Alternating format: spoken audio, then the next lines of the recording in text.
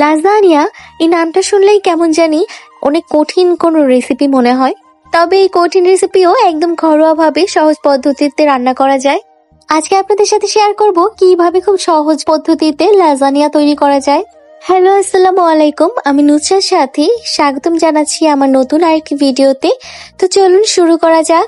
সবার প্রথমে একটি প্যানে আমি 1 টেবিল চামচ বাটার দিয়ে দিলাম। এরপর বাটারটা মেল্ট হয়ে গেলে এর মধ্যে আমি ম্যারিনেট করা চিকেন দিয়ে দিলাম। চিকেনটা আমি আদা রসুন paste, tomato sauce, soya sauce, লবণ, চিনি, গুঁড়া দুধ এগুলো দিয়ে ম্যারিনেট করে রেখেছিলাম। এরপরে চিকেনটাকে কিছুক্ষণ ভেজে এরপর এর মধ্যে আমি একটু পানি দিয়ে দিলাম সিদ্ধ হওয়ার জন্য।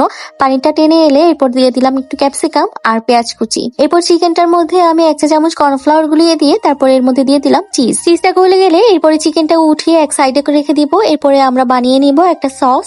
এরপরে আমি আরেকটা পাত্রে আবারও 1 টেবিল চামচ বাটার নিয়ে নিলাম আর নিয়ে নিলাম 1 টেবিল চামচ ময়দা।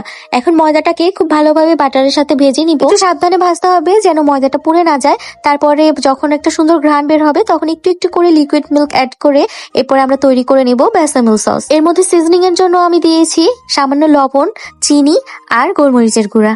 যে পাত্রটা আমি ওভেনে দিব সেই পাত্রটার মধ্যে প্রথমে আমি বাটার ব্রাশ করে নিলাম, তারপরে উপর দিয়ে বেসামেল সসটা দিয়ে দিলাম। এখানে লাজানিয়া শিট হিসেবে আমরা ইউজ করব মোমো শিট। মোমো শিটটা খুব সহজেই পাওয়া যায়। তাছাড়া লাজানিয়া শিটের চেয়ে মোমো শিটটা অনেক বেশি রিজনেবল প্রাইসে পাওয়া যায়। এখানে আপনারা চাইলে ওয়ান্থন শিট ইউজ করতে পারবেন। এখন আমরা মোমো শিট গুলোকে 1 লেয়ার বিছিয়ে দিয়ে তার উপর বেসামেল সস দিচ্ছি আর তার উপরে দিয়ে দিচ্ছি টমেটো সস। এর উপর দিয়ে আমরা যে কিমাটা রেডি করে রেখেছিলাম সেটা দিয়ে দিচ্ছি। তার উপর দিয়ে আমরা গ্রেট করে রাখা মজরেলা চিজ দিয়ে দিচ্ছি। এভাবে আমরা কয়েকটা লেয়ার তৈরি করে নিব পছন্দ মতন। প্রতিটা লেয়ারেই আমাদের থাকবে মোমো শিট অথবা wonton sheet, bechamel sauce, tomato sauce, chicken keema এবং চিজ।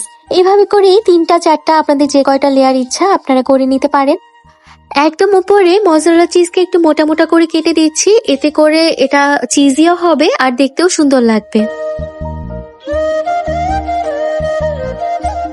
এরপরে উপর দিয়ে সামান্য চিলি ফ্লেক্স আর অরিগেনো ছিটিয়ে দিচ্ছি। এখন এই পর্যায়ে আপনারা এটাকে চাইলে চুলায়ও বেক করতে পারেন। আমি এটাকে মাইক্রোওভেনে দিয়ে বেক করছি। ওভেনে দিয়ে এটাকে 4 মিনিটের জন্য বেক করে নিয়েছি। ব্যাস হয়ে গেল আমাদের মজাদার এবং সহজ লাজানিয়া।